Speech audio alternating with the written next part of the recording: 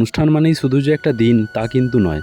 অনুষ্ঠান মানে হচ্ছে পরিবারের সকলে মিলে তৈরি করা অসংখ্য স্মৃতি। আজ সেরকমই কিছু মুহূর্ত তোমাদের সঙ্গে ভাগ করে নেব।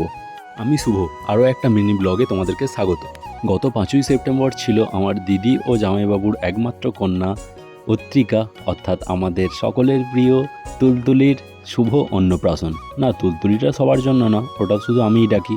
ভোর থেকেই শুরু হয়ে গেছে উৎসবের আমেজ। সবাই যে যার মতো কাজে ব্যস্ত। কেউ সাজগোজ করছে, কেউ গায়ে হলুদের জোগাড় করছে, বা কেউ গল্পতে মজেছে। আর আমরা এখানে ভাগ্নি স্নানের জন্য ছোট্ট জলাশয়টা সাজাতে ব্যস্ত।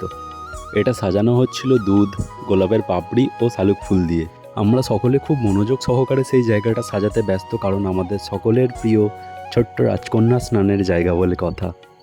অন্নপ্রাশনের নিয়ম মেনে শুরু হলো গায়ে হলুদের পর্ব। আর সেই দিন সকলকে এত সুন্দর লাগছিল, কারণ সকলে হলুদ রঙের পোশাক পরেছিল। মেয়েরা হলুদ শাড়ি, ছেলেরা হলুদ পাঞ্জাবি, সকলকে আলাদাই লাগছিল। আর এইখানে দেখো আমাদের ছোট্ট রাজকন্যা অত্রিকা চলে এসেছে তার স্নানের জন্য, তার গায়ে হলুদের জন্য, তার মা, বাবা ও দাদার সঙ্গে।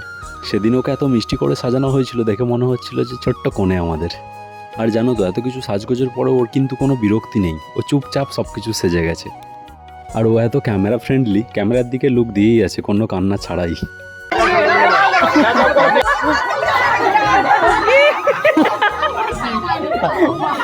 কত শেখাবে কত শেখাবে কত শেখাবো।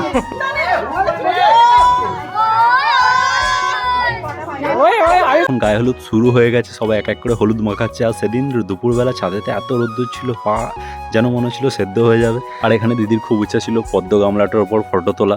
আর এখানে বাকিরা সবাই রাগাচ্ছে, এই উঠিস না, ভেঙে যাবে। তাও দিদি এখানে উঠে বসে ফটো তুলেছে। এক এক করে সবাই আসছে, আমাদের মিষ্টি কোণের সঙ্গে বসে ফটো তুলছে। আর সত্যি সেদিনকে এত ফটো তোলা হয়েছে ফোনে বা ক্যামেরাতে, আমার তো ফোনের স্পেস অলমোস্ট ফুল হয়ে গেছে। অ্যাকচুয়ালি এটা হয়েই যায়, সেই অনুষ্ঠানটা হয় চলে যায়, কিন্তু তারপরেও আমরা সেই ফটোগুলো বারবার দেখতে দেখতে সেই অনুষ্ঠানটা স্মৃতিচারণ করতে থাকি। আর এখানে দিদির খুব ইচ্ছা ছিল একসঙ্গে হিরণময়দার সঙ্গে কাপল ফটো তোলার, তাই ভাগনা যখন সঙ্গে গেল দিদি তখন ঠেলে ধরিয়ে। আর আমরা এখানে হিরণময়দাকে কিছুতেই পোজ শেখাতে পারছি না, সবাই শেখাচ্ছে চশমাটা এরকম করে ধরো, এরকম করে ধরো। হিরণময়দা কিছুতেই পারছে না, আসলে অভ্যস্ত নেই এসব ব্যাপারে, তো তাই জন্য।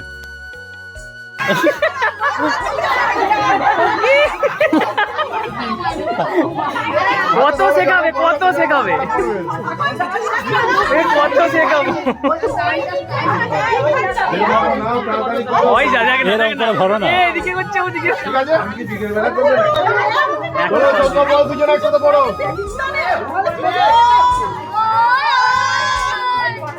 গায়ে হলুদ শেষ হওয়ার পর আমরা সকলে মিলে ফটো তুলে এবার আমরা চললাম পুকুরের দিকে। ওখানে গিয়ে স্নান করানো হবে না, সেই অর্থে স্নান করানো হবে না, কিন্তু ওই কিছু নিয়মকানুন থাকে সেগুলো পালন করা হবে। আর একটু জাস্ট জল নিয়ে মাথায় ছিটে দেওয়া হবে।